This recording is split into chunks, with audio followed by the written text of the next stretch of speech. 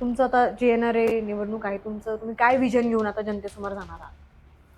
खरं तर माझं नेहमी एक विजन राहिलेलं आहे, की ज्यावेळेस पहिल्यांदा मी प्रचाराला फिरत होतो, तर त्यावेळेस अनेक नागरिक तक्रार द्यायचे, की पूर्वीचे नगरसेवक दिसायचे नाही किंवा फोन उचलत नाही किंवा काही खोटा नंबर देतात.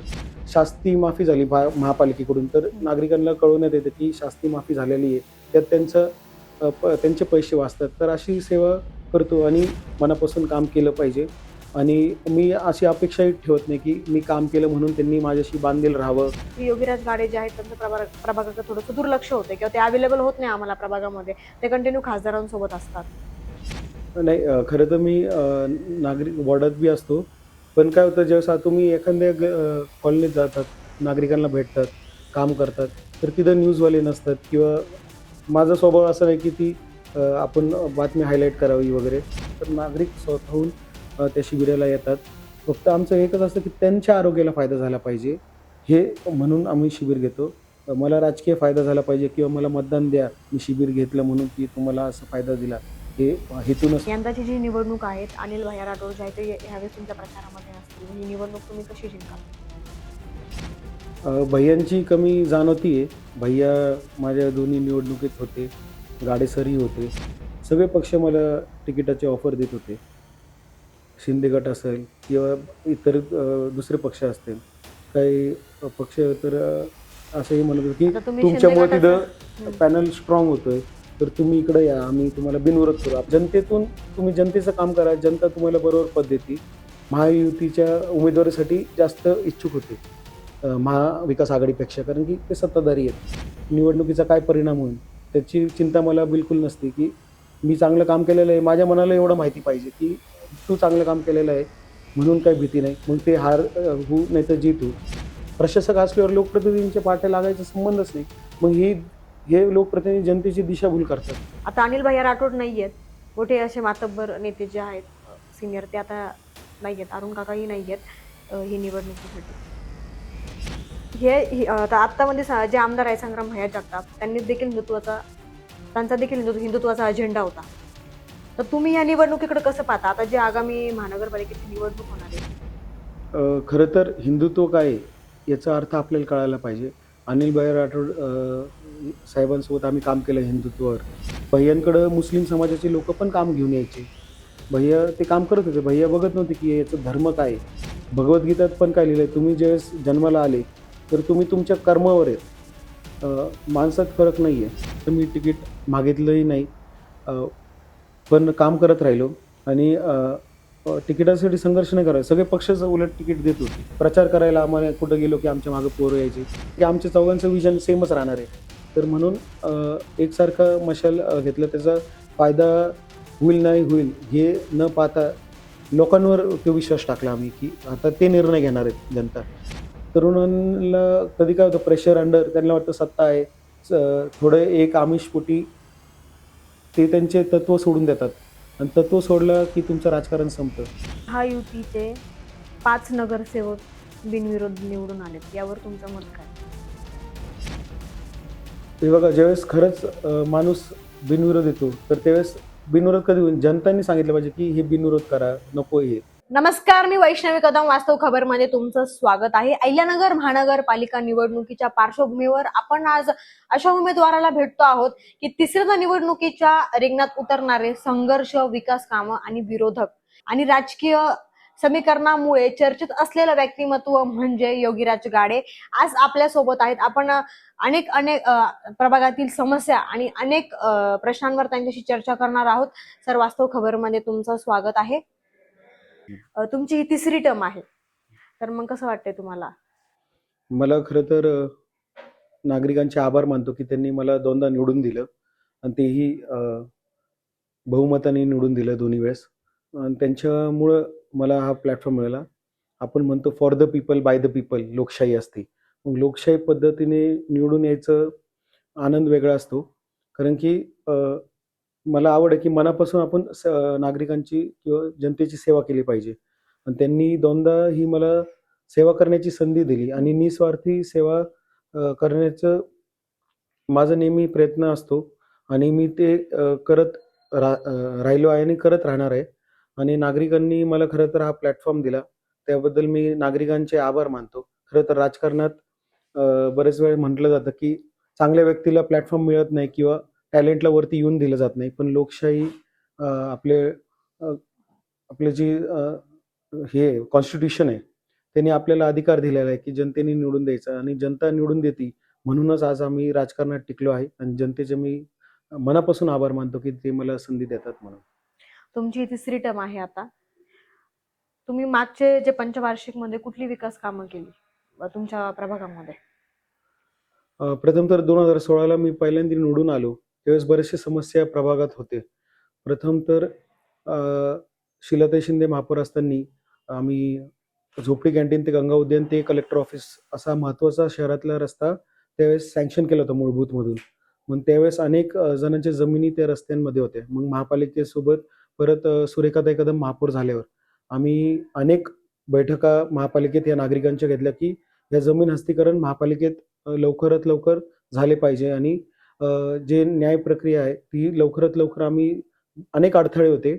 नागरिकांना अनेक बैठका तिथं घेऊन त्यांची मानसिकता तयार करून त्यांना जो योग्य न्याय देता आला ते पालिकेतून दिला आणि तो रस्ता आज आपण पाहिलं तर त्याचं काम चालू झालेलं आहे.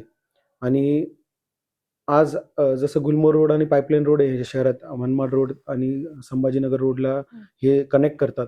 तसंच झोपडी कॅन्टीन ते गंगा उद्यान ते कलेक्टर ऑफिस रोड हा महत्त्वाचा रस्ता या शहराला मिळाला आहे आणि आता काम पूर्ण झाल्यावर मिळणार आहे. आणि तो या प्रभागात एक काळी असं होतं की तिथं सगळं जंगल, झाडी वगैरे होते गंगा उद्यानच्या पुढे किंवा थोडेफार वस्ती होत्या. पण आता तो शहरातला महत्त्वाचा कमर्शियल रोड होणार आहे. ते एक महत्त्वाचं काम त्यावेळेस झालेलं आहे. परत बऱ्याच ठिकाणी आम्ही फेज 2 चे लाईन टाकण्याचं काम केलेलं आहे. परत गॅस लाईन जी नगरला आता काम चालू आहे, त्याचं सर्व्हे पण आमच्या प्रभागातून सुरू झालं होतं आणि सर्व्हेला चांगला प्रतिसाद नागरिकांनी दिल्यानंतर ते काम मंजूर झालं. आणि अनेक ठिकाणी उद्यान असतील, मग काँक्रीटचे रस्ते अ, शेणगेताई महापौर असताना, सुरेखाताई असताना मंजूर केलेले आहेत. सिव्हिल हडकोतला मेघनानी चौक ते भगतमाळा ते पुढं खिस्ती हेल्थ क्लबपर्यंत जो काँक्रीट रोड आहे, ते शेणगेताई महापौर असताना आम्ही मंजूर केला होता. असे अनेक प्रश्न नागरिकांचे आम्ही सॉल्व्ह करण्यात यशस्वी झालेलो आहे. आणि समस्या जसं काळ बदलतो, तर समस्याही बदलतात. तर वेगवेगळ्या समस्या जे काही येतात ते आम्ही स्वीकारतो आणि त्याच्यावर काम करतो. तुमचं आता जे येणारे निवडणूक आहे, तुम्ही काय विजन घेऊन आता जनतेसमोर जाणार आहात? खरं तर माझं नेहमी एक विजन राहिलेलं आहे, की ज्यावेळेस पहिल्यांदा मी प्रचाराला फिरत होतो, तर त्यावेळेस अनेक नागरिक तक्रार द्यायचे, की पूर्वीचे नगरसेवक दिसायचे नाही किंवा फोन उचलत नाही किंवा काही खोटा नंबर देतात. अशा तक्रारी द्यायच्या आणि त्याचा फायदा मला झाला होता. मी निवडून आलो त्याच्यामुळं. आणि मग मला तर खरं तर आवडच होती समाजसेवेची. म्हणून मी अ, राजकारणात उतरलो होतो. मग असं ठरवलं होतं, की आपण जनतेची निस्वार्थी सेवा केली पाहिजे, की त्यांना आपण स्वतःहून मी जसं उदाहरण सांगतो, की जनतेला आम्ही पाणी नसेल येणार तर आज मी स्वतःहून सगळ्यांना मेसेज करतो, की ह्या कारणामुळे पाणी येणार नाही किंवा ह्या आज शटडाऊन आहे. एम-एस-सी-बीने नोटीस पाठवली, की आज कुठेतरी त्यांचं डीपीचं काम आहे म्हणून लाईट जाणार आहे दिवसभर. मग आदल्या दिवशीच आम्ही नागरिकांना कल्पना देतो, की लाईट अशा-अशा टाईम टू जाणार आहे, दिवशी जाणार आहे. मग नागरिक त्याच्यावर उपाययोजना करू शकतात, की दुसऱ्या दिवशी लाईट जाणार आहे तर त्या आदल्या दिवशी ते कामं करून ठेवतात. आणि कचरा गाडी नसली तर कचरा गाडी येणार नाही. असे महत्त्वाच्या सूचना छोट्या-मोठ्या किंवा शास्ती माफी झाली महापालिकेकडून तर नागरिकांना कळवण्यात येतं, की शास्ती माफी झालेली आहे. त्यात त्यांचे पैसे वाचतात. तर अशी सेवा करतो आणि अ, ह्या 2 टर्ममध्ये कधीही मी एकही फोनचा कंटाळा केला नाही. कधीही नागरिकांनी फोन केले किंवा WhatsApp मेसेज केले, त्यांना जे मदत मला करता येईल, ती मी करायचा प्रयत्न करतो. तर हेच एक हे असतं, की आपण निस्वार्थी सेवा नागरिकांची केली पाहिजे. कारण की मतदानाच्या वेळेस आपण सगळे त्यांच्या दारात फिरतो. त्यांना फोन करतो, की मतदान द्या, मतदान द्या. मग इतर वेळेस देखील नागरिकांच्या प्रश्नाला आपण तेवढंच गांभीर्याने आणि तेवढंच मनापासून काम केलं पाहिजे. आणि मी अशी अपेक्षाही ठेवत नाही, की मी काम केलं म्हणून त्यांनी माझ्याशी बांधील राहावं किंवा माझा पट्टा बांधून घ्यावा, की माझेच आहेत. ही लोकशाही आहे. त्यांचं काम मी एक नगरसेवक आहे. सेवक म्हणून त्यांचं काम करणं माझं काम आहे. आणि मी इलेक्शन संपल्यावर देखील कधी बघत नाही, की यांनी माझं काम केलं नाही, त्यांनी माझं काम केलं. एकदा इलेक्शन संपली, की ती एक प्रक्रिया असते. त्याच्यानंतर जे नागरिक विरोधातले जरी असले, तरी ते काम घेऊन आले, तरी मी कधी फिल्टर करत नाही. त्यांचे जे काम असतं ते ऐकून घेतो आणि करून घेतो आणि कधीही कुठेही कामात अडथळा आणला नाही किंवा कोणाशी माझे 10 वर्षात वादही झाले नाही, असं मला देखील तरी आठवत नाही. तुम्ही जो आता उल्लेख केला की जे नागरिकांचं म्हणणं असतं की नगरसेवक फोन उचलत नाही, त्याचा फायदा तुम्हाला झाला. बऱ्यापैकी आत्तामध्ये जी आपली लोकसभा झाल्याच्या नंतर तुम्ही आपले खासदार जे आहेत निलेश लंके यांच्यासोबत कंटिन्यू असतात बाहेर, म्हणजे शहरात पण असतात, कुठे बाहेर गेल्यावर असतात. की मग प्रभागातल्या नागरिकांचं असं म्हणणं असतं की योगीराज गाडे जे आहेत त्यांचं प्रभागाकडे थोडंसं दुर्लक्ष होते किंवा ते अवेलेबल होत नाही आम्हाला प्रभागामध्ये, ते कंटिन्यू खासदारांसोबत असतात. नाही, खरं तर मी नागरिक वॉर्डात बी असतो. पण काय होतं, ज्यावेळेस तुम्ही एखाद्या कॉलनीत जातात, नागरिकांना भेटतात, काम करतात, तर तिथं न्यूजवाले नसतात किंवा माझा स्वभाव असा नाही की ती आपण बातमी हायलाइट करावी वगैरे. आणि ज्यावेळेस एखाद्या कार्यक्रमाला खासदारांसोबत गेलो, तर तिथं खासदार असल्यामुळं ते न्यूजमध्ये हायलाइट होतं. म्हणून आणि नागरिकांना कधी असं वाटलंच नाही.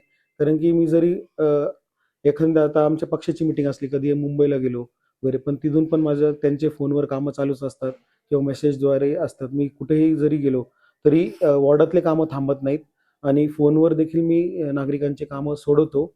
आणि असं कधी मला नागरिकांनाही जाणवलं मी टचमध्ये नव्हतो, म्हणून तर ते निवडून देतात.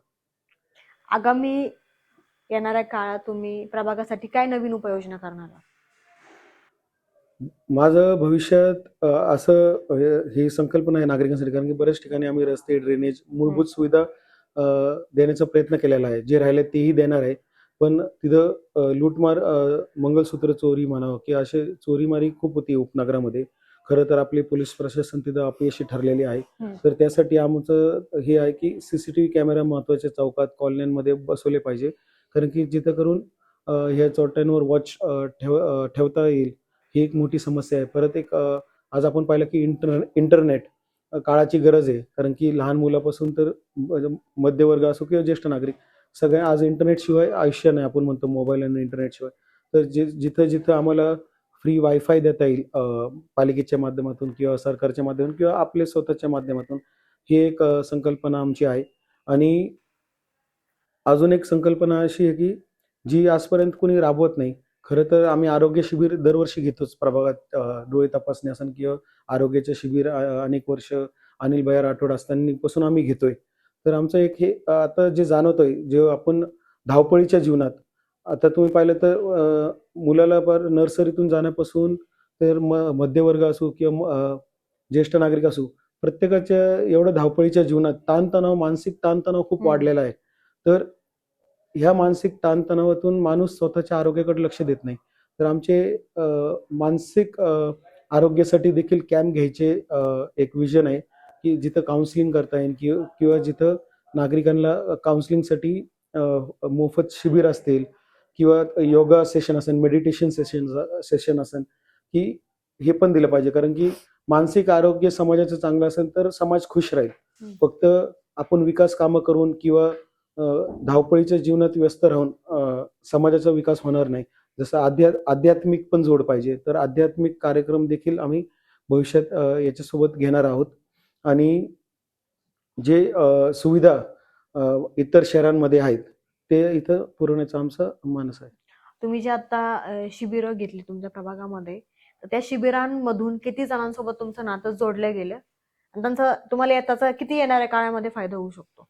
शिबिर घेऊन त्याचा राजकीय फायदा किंवा नातं जोडण्यासाठी माझा हेतू नसतोच खरं तर. कारण की मी ऑलरेडी नागरिकांमध्ये आहे. त्यांचे फोन वगैरे मला येतात. मी त्यांची समस्या विचारण्यासाठी त्यांना घरोघरी पण जातो. म्हणून शिबिरातून नागरिक जोडले नाही, पण उलट आम्ही शिबिर घेतो कारण की नागरिक आमच्याशी जोडलेले आहेत. म्हणून शिबिर घेतो. शिबिरं घेताना आम्हाला कुठं ॲडव्हर्टाइज करावं नाही लागत. फक्त एक मेसेज नागरिकांना टाकला, असं-असं शिबिर घेतो. तर नागरिक स्वतःहून त्या शिबिराला येतात. फक्त आमचं एकच असतं की त्यांच्या आरोग्याला फायदा झाला पाहिजे. हे म्हणून आम्ही शिबिर घेतो. मला राजकीय फायदा झाला पाहिजे किंवा मला मतदान द्या, मी शिबिर घेतलं म्हणून की तुम्हाला असा फायदा दिला, हे हेतू नसतो आणि मी तसं कधीही कोणाला बोललोही नाही. तुम्ही तुमच्या प्रभागामध्ये कोणती कोणती विकास कामं केली? किती रुपयांचा निधी आणला आजपर्यंत? मूलभूत योजनेत शीलाताई शिंदे महापौर असताना जवळ-जवळ शहराला 40 कोटीचा निधी त्यावेळेस अनिल भाई राठोडांनी आणला होता. त्या माध्यमातून त्यावेळेस कामं केली. नंतर सुरेखाताई कदम महापौर होत्या. त्यावेळेस पण देखील एक 2 कोटीपर्यंत आम्ही प्रभागात कामं केली. आणि नंतर शेंडगेताई महापौर असताना त्यावेळेस देखील 7-8 कोटीचा निधी प्रभागात आला होता. आणि फक्त ह्या माध्यमातून नाही तर आम्ही काही आयुक्तांच्या माध्यमातून, प्रशासक असताना निधी आणलेला आहे. कधी कलेक्टरला DPDCमध्ये सांगून निधी आणलेला आहे. पण कधी-कधी जरी विरोधी महापौर तिथं बसला, तर ते सांगतात, की आम्हाला राजकीय दबावामुळे तुम्हाला निधी देता येत नाही. तर आणि एकतर मी ह्या 10 वर्षात कोणीही ठेकेदार किंवा पालिकेत असून जे मला ओळखतात, तुम्ही त्यांनाही विचारलं तर कधी ₹1 कोणत्या ठेकेदाराकडून घेतला नाही आणि भ्रष्टाचार केला नाही. त्याच्यामुळं मग मला निधीची अडचण येत नाही, कारण की त्यांना माहिती आहे, की याला त्याच्यात पैसा खायचाच नाहीये. म्हणून जे कोणी असतं ते माझ्या वॉर्डात लगेच निधी टाकतात, की कारण की त्यांनाच तेवढे 5-10% वाचतात. कारण की ते आम्ही भ्रष्टाचार करत नाही. म्हणून माझ्या प्रभागात अनेक वेगवेगळे पुढारी निधी टाकतात, की त्यांना माहिती आहे, की हा नगरसेवक कधी त्रास देत नाही कामांना किंवा टक्केवारी मागत नाही. त्याच्यामुळं पण एक कारण आहे, की जास्त कामं आमच्या प्रभागात येतात. आतापर्यंत अनेक विरोधकांचे उमेदवार तुमच्या समोर आलेले आहेत. पण यंदाची जी निवडणूक आहेत, अनिल भैया राठोड जे आहेत ते ह्यावेळेस तुमच्या प्रचारामध्ये नसतील. मग ही निवडणूक तुम्ही कशी जिंकाल? भैय्यांची कमी जाणवतीये. भैय्या माझ्या दोन्ही निवडणुकीत होते. गाडे सरही होते. तर भैय्या असताना एक डोक्यावरती आपल्या छाया असणं, आपल्या मागे कोणतरी आहे, हे जाणवायचं. फक्त माझ्या प्रभागात नाही, तर अख्ख्या शहरात कोणतरी आहे म्हणून आम्हाला एक आधार होता. आणि आजही भैय्या असं भैय्यांचा आशीर्वाद आपल्यासोबत आहे, हे नेहमी जाणवतं. कारण की मी जसं नगरसेवक झालो, भैय्यांनी मला सांगितलं, की "तू एक चांगला नगरसेवक होशील, चांगला पुढारी होशील. मला तुझ्यात ते दिसतंय." आणि भैय्यांनी नेहमी मला सपोर्ट केला आणि 5-6 वर्ष भैय्यांचा सहवास जो मला लाभला, त्यातून खूप शिकायला मिळालं. आणि आज निवडणुकीत भैय्या नाहीत याची कमी जाणवतेच आहे. पण भैय्यांचा आशीर्वाद नक्की सोबत आहे हे जाणवतं. आणि अ, आज गाडे सर असतील, खासदार निलेश लंके साहेब आहेत आणि नागरिक सोबत आहेत. म्हणून आम्ही हे निवडणुकीला सामोरं जातोय. आज मी भैय्यांच्या विचाराला निष्ठावंत आहे. अनिल भैय्या राठोडांनी मला मनापासून म्हणजे तेच माझ्या प्रभावात लक्ष द्यायचे. मी पहिल्यांदा निवडून आलो, तर ते 3 वर्ष पहिले भैय्याच प्रत्येक ठिकाणी वॉर्डात माझ्यासोबत यायचे. कार्यक्रमांना असो किंवा उद्घाटनाला असतं किंवा काही माझ्या प्रभागात काही अडचण आली, तर अनिल भैय्याच बघायचे. माझ्या निधीचं असून, सगळं असून. म्हणजे माझ्या वडिलांना देखील कधी प्रभागात यायची गरज पडली नाही अ, पाहण्यासाठी. आणि भैय्या गेल्यानंतर मग खासदार निलेश लंके साहेब आहेत, की वॉर्डात ते उद्घाटनाला येतात किंवा कुठं काय कार्यक्रम असेल किंवा सांत्वन भेट असतील, कोणाचे वाढदिवस असतील, तर खासदार साहेब असतात. म्हणून तो एक गॅप खासदार लंके साहेबांनी भरून काढला असं आम्हाला जाणवतं. एक नेता लागतो म्हणतात शहरात. तर माझे वडील तर आहेतच नेहमी. पण जे भैय्या होते आणि आता भैय्या नंतर खासदार निलेश लंके साहेब एक एक आधार म्हणून आम्हाला आहेत. तुम्ही आता निलेश लंकेंचा उल्लेख केला.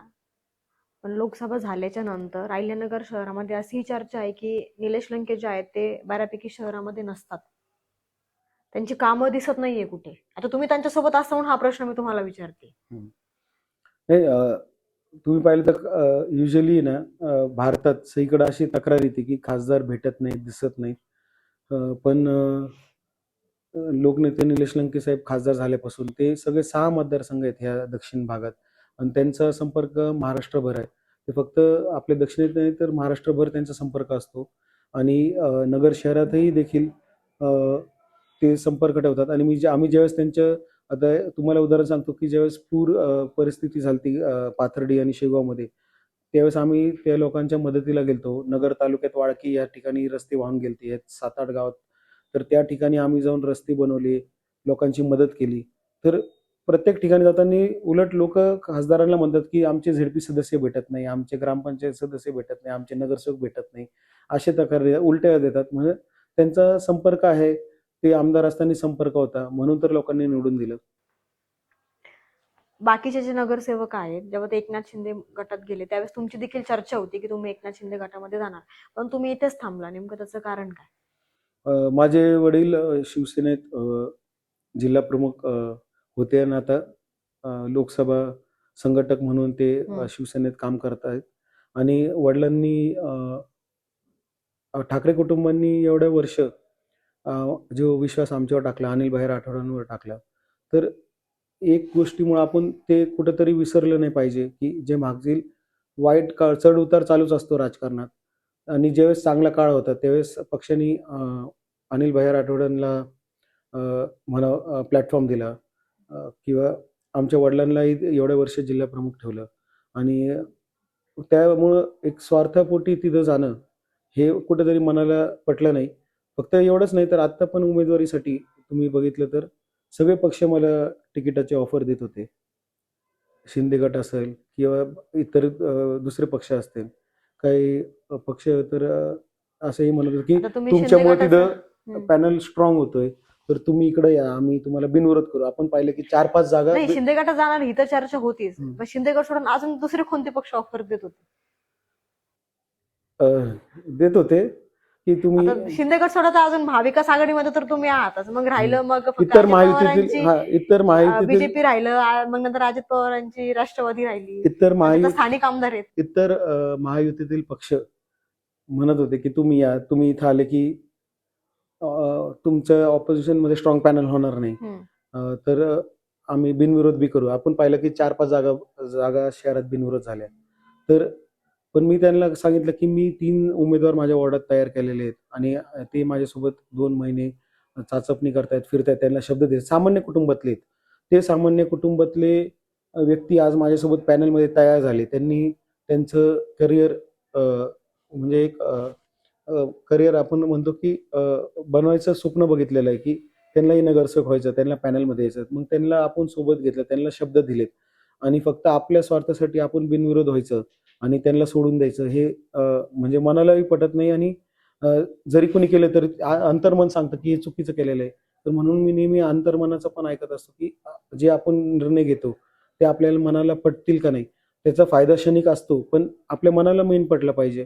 नेहमी एक असतं, की आपल्याकडे एक पद कमी असलं तर मी आजपर्यंत कधी कोणाला पद मागितलं नाही किंवा मागणारही नाही. अ, पण आज माझ्याकडे जे पद आलं फक्त नगरसेवक पद आलेलं आहे आणि ते जनतेने दिलेलं आहे. मग जनतेतून तुम्ही जनतेचं काम करा, जनता तुम्हाला बरोबर पद देते. म्हणजे आता जी अहिल्यानगर शहराची परिस्थिती आहे, तुम्ही जे सांगितलं काही पक्षाकडनं ऑफर होत्या.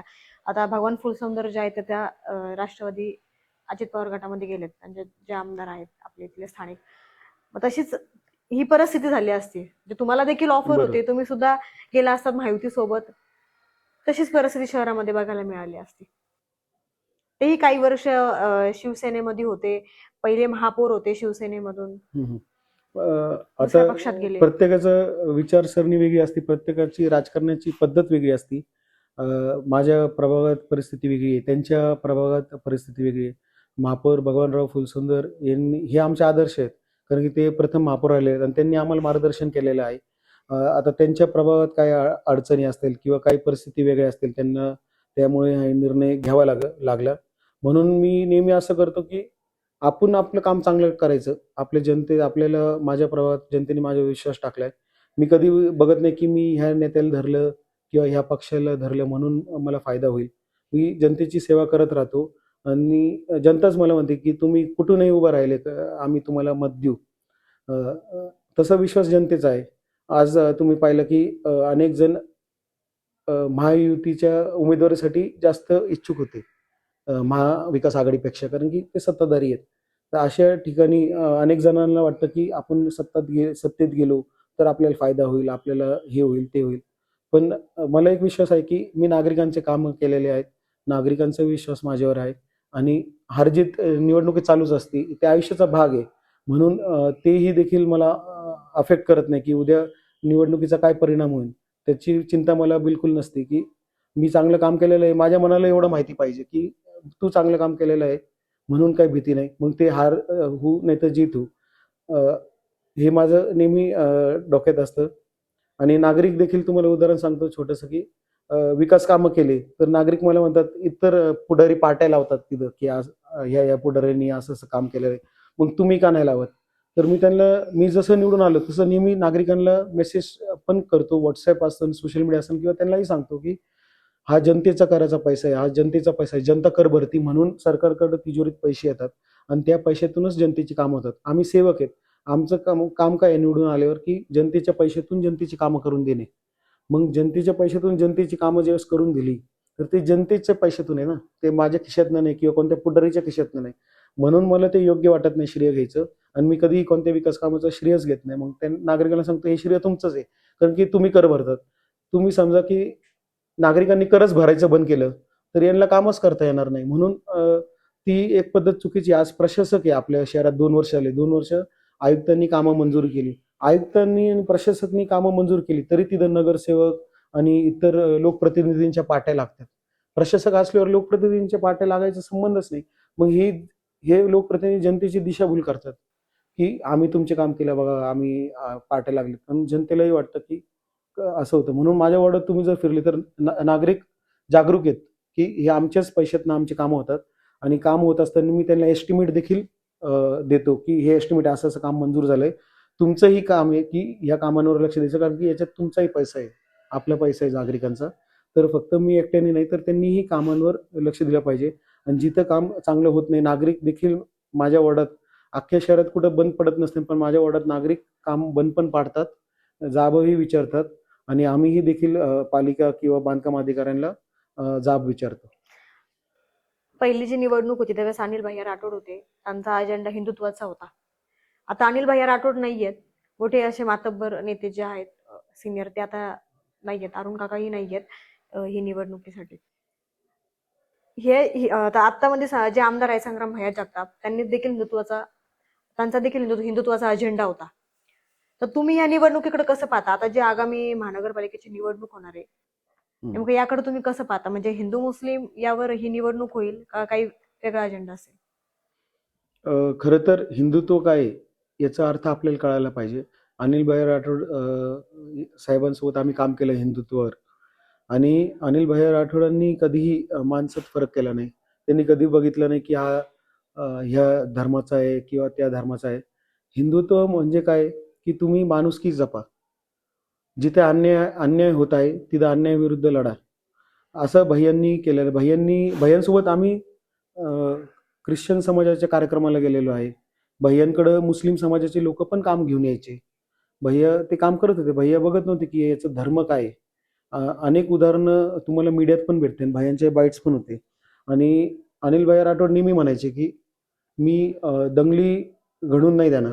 कारण की बाजारपेठ उद्ध्वस्त होती. बाजारपेठ उद्ध्वस्त झाली तर सगळ्यांनाच फटका बसतो. आणि आर्थिक फटका बसला, की आपला समाज उद्ध्वस्त होतो. तर त्यामुळे भैया नेहमी बघायचे, की शहरात शांतता राहील, हे भैयांचं राहायचं. हे हिंदुत्व होतं. आणि आज आपण पाहिलं तर मी देखील जन्मतः हिंदू आहे. आणि आजपर्यंत आणि पुढेही देखील आम्ही हिंदुत्व राहणार आहे. भगवद्गीतात पण काय लिहिलंय, तुम्ही ज्यावेळेस जन्माला आले, तर तुम्ही तुमच्या कर्मावर आहेत. माणसात फरक नाहीये. आणि आपण आज धर्माच्या गोष्टी करतो. धर्म किती जुने आहेत, हे आपल्या सगळ्यांना माहिती आहे. की आपण जर सर्च केलं तर 8 ते 10,000 वर्ष झाले हिंदू धर्माला. धर्माचे जे आपल्याला पुरावे मिळतात, त्याला 8 ते 10,000 वर्ष अंदाजे पुरावे आहेत. ख्रिश्चन धर्माला अंदाजे 2,000 वर्ष झाले असतील. बुद्ध धर्माला 3,500 किंवा असे काही अंदाजे वर्ष झाले असतील. किंवा आणि मुस्लिम धर्माला 1,300 वर्ष झाले असतील. पण खरं तर ज्यावेळेस आपण सायन्स बघतो, सायंटिस्टनी जे पुरावे आपल्याला दाखवलेले आहेत, मानव या धर्तीवर येऊन आज आपण ज्या मानवाच्या रूपात आहेत, त्याला 3 लाख वर्ष झाली या धर्तीवर येऊन. आणि आपण जे प्रक्रियेतून आलेलं पूर्वजनांकडून, त्याला 12 लाख वर्ष झाले. आणि आपल्या धर्तीला कितीतरी कोटी वर्ष झाले, हे सायन्स सांगतो. आणि आपले जे सोलार सिस्टम आहे, हे सूर्य असतील, चंद्र किंवा इतर ग्रह, याला बनवून काहीतरी लाखो कोटी वर्ष झालेले आहेत. तर हे ब्रह्मांड जे तयार झालंय, हे याचा इतिहास किती जुना आहे, हे कितीतरी हजारो कोटी वर्षाचा जुना आहे. मानवचा इतिहास हा किती लाखो वर्ष जुना आहे. आणि आज आपण हे 5-10 वर्ष, 1000 वर्षात मानवनी काय समाज म्हणून किंवा धर्म जे स्वीकारले, त्याच्यावर आपण भांडत बसलो. आपण पूर्वीचा इतिहास बघतच नाही, की आपण या ब्रह्मांडात कसं आलो किंवा काय आलो. आज तुम्ही बघा, की जरी आपले धर्म जगभरात वेगळे आहेत, पण DNA सगळ्यांचा माणसांचा मॅचच होतो ना. आज जरी भारतातले एखाद्या हिंदूनी किंवा इतरनी अमेरिकेत लग्न केले ख्रिश्चनचे, तर ते एकमेकांचे देव म्हणत नाही ना, की हे आमचे देव वेगळे आहेत म्हणून तुमचा विवाह होऊ शकत नाही किंवा तुम्हाला मूळ बाळ होणार नाही. तर हे डीएनए तर एकच आहे पूर्ण, जर आपण सायन्स बघितलं तर म्हणून पूर्वीचाही इतिहास शाळेत शिकवला पाहिजे की हे ब्रह्मांड कसं झालेलं आहे, मानव ही धरती कशी तयार झाली किंवा मानव या धर्तीवर कधी आलं. तर यात देखील आपण कुठेतरी हरवलेलो आहे आणि एकमेकात वाद करत बसलो तर आपले कर्मच आपण वाईट करतो असं. पण आता ही जी निवडणूक आहे, आता ह्या निवडणुकीमध्ये मोठी मातब्बर नेते नाहीत, अनिल भाई राठोड नाहीयेत, अरुण काका नाहीयेत, त्याच्यानंतर हे कडिले सर पण नाहीयेत, दिलीप गांधी आमदार साहेब नाही. दिलीप गांधी साहेब नाहीयेत. मग तुम्ही आता ह्या निवडणुकीकडे कसं पाहता? खरं तर पाहिलं तर याच्या आधीच्या महापालिकेच्या निवडणुकीत अनिल भाई राठोड असतील, अरुण काका जगताप असतील किंवा दिलीप गांधी साहेब असतील किंवा इतर जे नेते होते, यांच्या भोवती निवडणुका फिरायच्या आणि त्यात हारजीत प्रत्येकाने यश बघितलं, प्रत्येकाने अपयश पाहिलेलं आहे आणि आज शहराची परिस्थिती पूर्ण बदललेली आहे. पण परिस्थिती बदलतच राहते. जसं आपण म्हणतो आजची आजची जी परिस्थिती ती उद्या नाही राहणार. पुढची परिस्थिती बदलणार आहे. तर शेवटी तुम्हाला स्वीकारावंच लागतं की आज तुमचे पूर्वीचे नेते तुमच्या सोबत नाहीयेत. तर तुम्ही लढायला थांबू शकत नाही. तुम्हाला लढावंच लागणार आहे. पण पूर्वी हिंदुत्वाचा अजेंडा घेऊन अनिल भाई राठोड होते. आज हिंदू मुस्लिम जे वातावरण आहे शहरामध्ये, आज संग्राम भैया जगताप यांनी सुद्धा काही दिवसापूर्वी हिंदुत्वाचा अजेंडा घेतला होता. थोडंसं वातावरण आहेच ना हिंदू मुस्लिम, तर याकडे कसं पाहता तुम्ही? खरं तर हिंदुत्व आम्हालाही मान्य आहे. छत्रपती शिवरायांचं हिंदुत्व मान्य आहे. खासदार लंकेसाहेब पण नेहमी म्हणतात की आम्हाला छत्रपती शिवाजी महाराजांचं हिंदुत्व मान्य आहे. आज आम्ही दर महिन्याला गडकिल्ले मोहीम राबवतो. छत्रपती शिवाजी महाराजांचे गड किल्ले आजपर्यंत अनेक ठिकाणी काही लोकांनी साफ केले असते, पण सातत्याने करणं ही वेगळी गोष्ट आहे आणि ते आमचं हिंदुत्व आहे की तुम्ही कृतीतून करा, कर्मातून करा. ते हिंदुत्व आहे. तुमचे वडील जिल्हा प्रमुख असताना देखील तिकिटासाठी तुम्हाला संघर्ष करावा लागला, अशा काही नागरिकांमध्ये चर्चा आहे. नाही, चर्चा होते तर बऱ्याच पत्रकारांना वाटत होतं की आम्हाला तिकीट भेटत नाहीये किंवा पक्षातून नाही भेटत. तसं परिस्थितीच नव्हती. खरं तर तुम्ही पाहिलं तर मी तिकीट मागितलंही नाही. अ, पण काम करत राहिलो आणि तिकिटासाठी संघर्ष नाही करायचा. सगळे पक्षच उलट तिकीट देत होते. संघर्ष करावा नाही लागला. उलट आमच्या पक्षाने आम्हाला वरतूनच एबी फॉर्म पाठवले. म्हणजे असं कुठं संघर्ष नव्हताच. सत्ताधारे त्यांचे जे आहेत हां. उमेदवार अतिशय म्हणजे कट्टर आहेत ते. त्यांच्याकडनं वारंवार तुम्हाला संघर्ष करावा लागतो तिथे प्रभागामध्ये. अशा काही नागरिकांना संघर्ष तर असतोच, पण संघर्ष ते तुमच्या मनात किती कॅपॅसिटी फाईट करायची त्याच्यावर तुमचा संघर्ष डिपेंड होतो. मी पहिल्यांदा ज्यावेळेस निवडून आलो, तर त्यावेळेस पण खूप प्रेशर होता की नागरिकांवर. प्रत्येक गल्ल्यांच्या बाहेर 100-100 पोरं उभा केली होती. हे केली. त्यावेळेस मला पण थोडं वाटायचं की जर असं वातावरण असेल, तर मी कसं निवडून येईन? की नागरिकांना मुख घेताच नाही. प्रचार करायला आम्हाला कुठं गेलो की आमच्या मागे पोरं यायचे. तर त्यावेळेस अनिल भाई राठोड आणि माझ्या वडिलांना अनुभव होता. ते म्हणायचे, "तू फक्त घरी-घरी जाऊन प्रचार कर, बाकी काही विचार करू नको." लालू शेठ मतदान पण त्यावेळेस होते. ते पण मला म्हणायचे, "लोकं तुला भरभरून मतदान देणार आहे. आम्ही सगळीकडे विचार." कारण त्यांचा अनुभव, त्यांच्या लोकांशी संपर्क होता. मी नवीन होतो. तर ते म्हणायचे, "तू निवडूनच येणार आहे." मग मी निवडून आलो. नंतर काम करत राहिलो जनतेचे. मग मागच्या निवडणुकीत देखील अ, जे विरोधी नेते होते, ते माझ्या वॉर्डात मीटिंगा घ्यायचे किंवा फोन करायचे नागरिकांना, की "योगीराजला मत नका देऊ."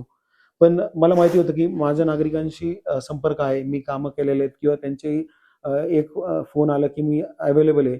म्हणून मला ते प्रेशरच नव्हतं आणि आता देखील नाहीये. कारण की मी मनापासून काम करतो आणि ज्यावेळेस तुम्ही मनापासून काम करतात, तर ते प्रेशर तुम्हाला जाणवत नाही आणि माझ्या नागरिकांनाही प्रेशर नसतं अजिबात, की तुम्ही माझं काम करा किंवा विरोधकांशी नका बोलू. मी लोकशाहीला मानणारा, मी एकदम लिबरल माणूस आहे. तर कधीही मी नागरिकांना म्हणत नाही, की तुम्ही त्या पुढाऱ्याकडे नका जाऊ किंवा माझ्या मित्रांनाही म्हणत नाही, की तुम्ही ह्या पुढारीशी बोलू नका, ते विरोधी आहे. ज्याला जसं राहायचं, जसा श्वास घ्यायचा अधिकार आहे, तर याला मी मानतो. म्हणून मला ते प्रेशर जाणवत नाही. बाकीच्याकडं जरी लोकांना वाटतं, की विरोधी पक्षाचे नेते वॉर्डात आले, ते सांगतायत लोकांना, की मतदान माझ्या बाजूने नका करू वगैरे. मला ते प्रेशर बिलकुल जाणवत नाही.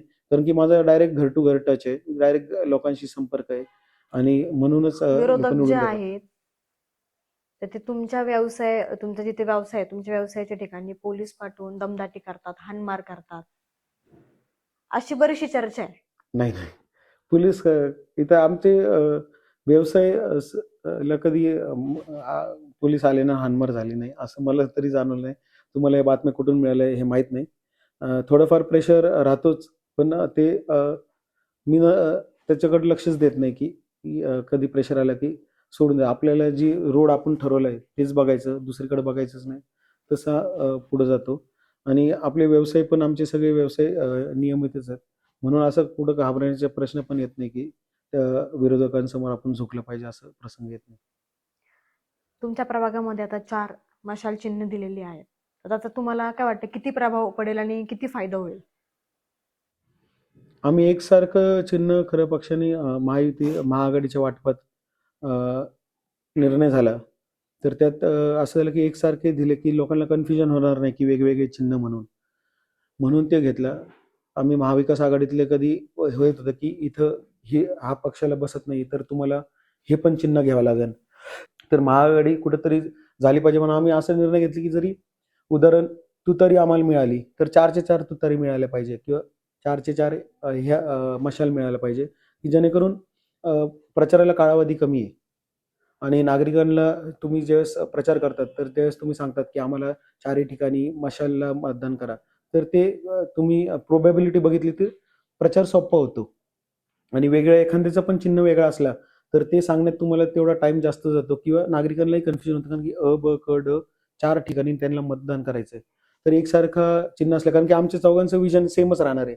तर म्हणून एकसारखं मशाल घेतलं त्याचा फायदा होईल नाही होईल हे न पाहता लोकांवर तो विश्वास टाकला आम्ही, की आता ते निर्णय घेणार आहेत जनता.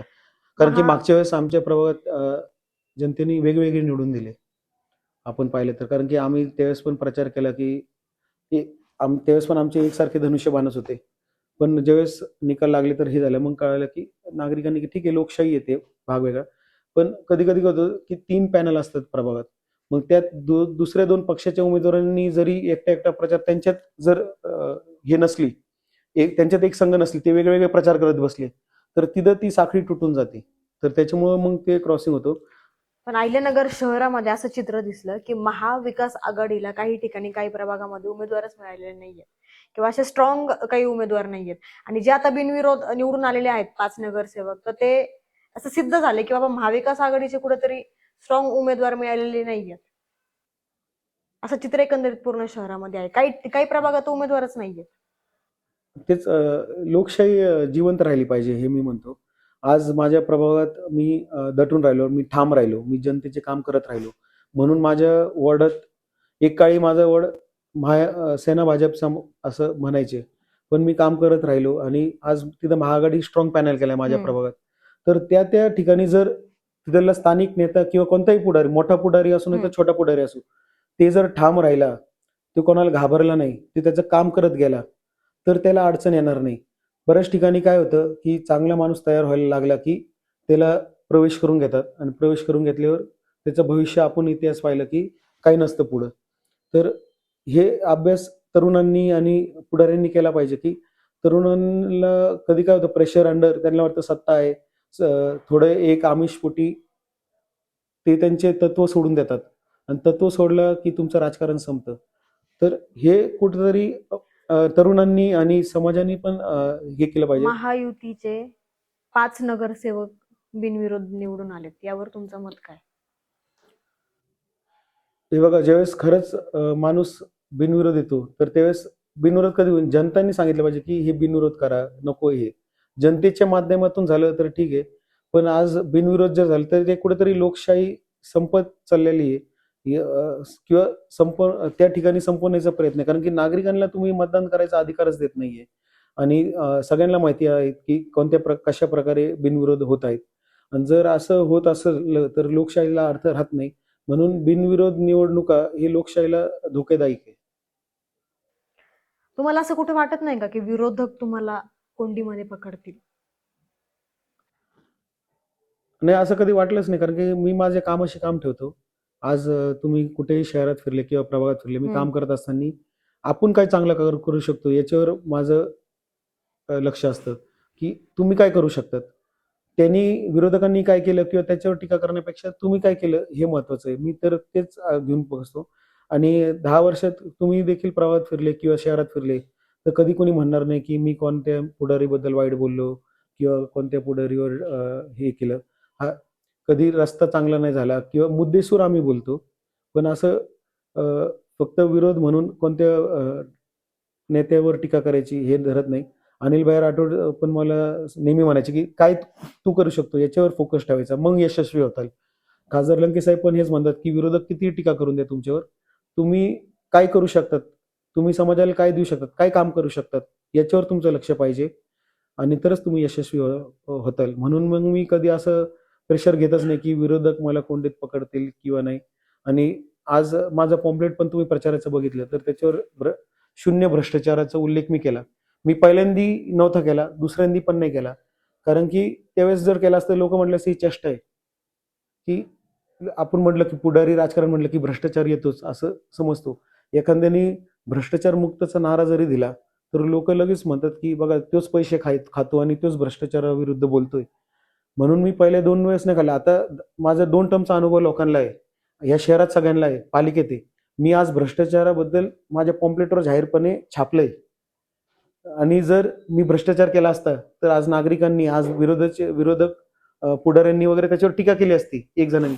पण आज 2 दिवस झाले किंवा आमचे 1 महिना झाला आम्ही ते क्लिप्स फिरवतोय भ्रष्टाचार विरोधात, की भ्रष्टाचार मुक्त प्रभाग, भ्रष्टाचार मुक्त पालिका हे पाहिजे. त्याच्यावर टीका कुणी केली नाही, कारण की मी भ्रष्टाचार कधी करतच नाही. आता तुमच्या महाविकास आघाडीमध्ये आता मनसे आणि शिवसेना ज्या एकत्र झाली आहे, तर राज ठाकरेंचंच असतं ना बाबा, मराठीमध्ये महाराष्ट्रात राहतो, मराठीच बोललं पाहिजे, मराठीमध्ये सगळ्या गोष्टी पाहिजेत.